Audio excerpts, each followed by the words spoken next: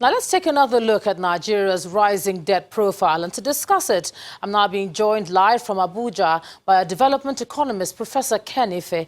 Thanks so much for joining us on the Ken. Thank you very much. Right. Thank you very much for inviting me.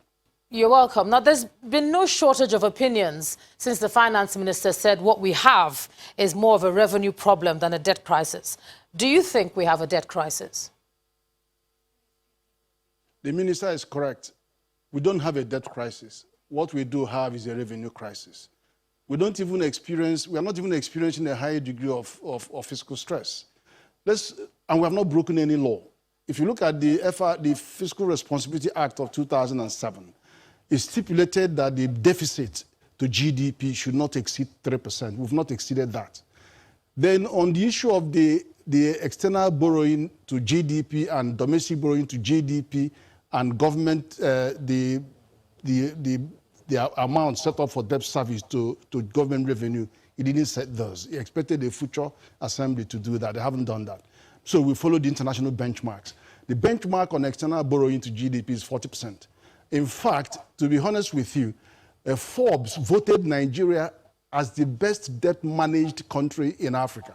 And I have the figures here. When you look at the comparators, America, we looked at the debt, the reserves, and their GDP, debt to GDP ratio. Those three parameters. If you look at those, Italy was coming out at 131% debt to GDP. US was borrowing 21 trillion, though they have only 125 billion in their reserve, but it's 75% debt to GDP.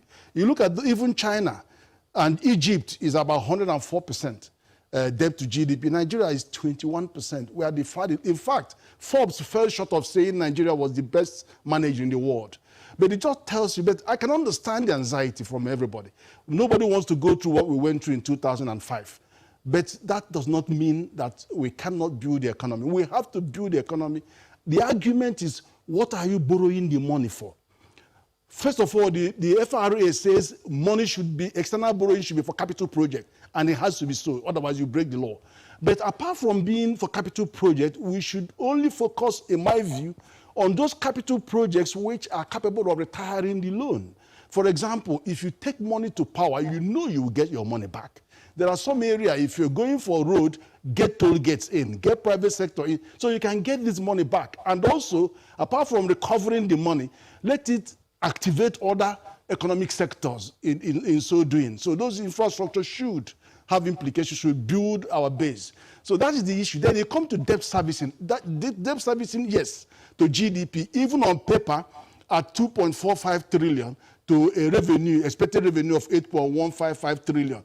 It's good on paper because it's less than 40%. It's about 30%. Okay, Prof, sorry to have to interrupt you, Prof. I'm sorry to have to interrupt you. I know you're reeling out those figures and you've talked about Forbes, etc. But when you look at the IMF report, it has talked about just how high the figure is right now from 8 years ago, 128%. My question to you is, if we continue to borrow at the level we're borrowing, do you think it will not have some sort of an adverse effect down the line quickly?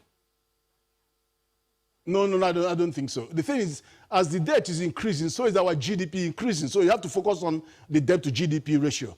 And also, critically, what is the money being borrowed for? We have to build our infrastructure. You will never attract businesses into the economy if you don't have the infrastructure. They don't come here and leave their core business and start building your infrastructure for you. So that is the argument. Then those things that are not viable and not sustainable, use the government revenue to do those. But of course, we have to tackle the case of raising the revenue from taxation. I'm so surprised people are screaming about 2.5% increase in VAT when we are a nation at war. Most countries at war of the size of Nigeria have 30% war tax. And we're still here trying to make things work. But we are at war and all the geopolitical zones. So we have to show some sympathy to what is going on. But then the assurance from government that 2.5% increase in VAT is going to go to infrastructure and the human capital development, which is education and health, is very reassuring. And then do it discreetly. Even then, Nigeria is a low-tax constituency. At 7.5% is half of the average rate in Africa. And then at 6% revenue tax to GDP, we're still the lowest in Africa. So we will have to continue to expand the tax base, deal with illicit transfers, and have more creative ways of generating more revenue, more deepen the bond market, bring more creative financing mechanisms like Sukuk bond and green bond, all of those to deepen the market and widen the so those are the measures that have to be taken. But I haven't seen anything wrong. We are not in any debt crisis by any description. All right, development economist Professor Ken Ife, thank you for joining us on the News at 10 tonight.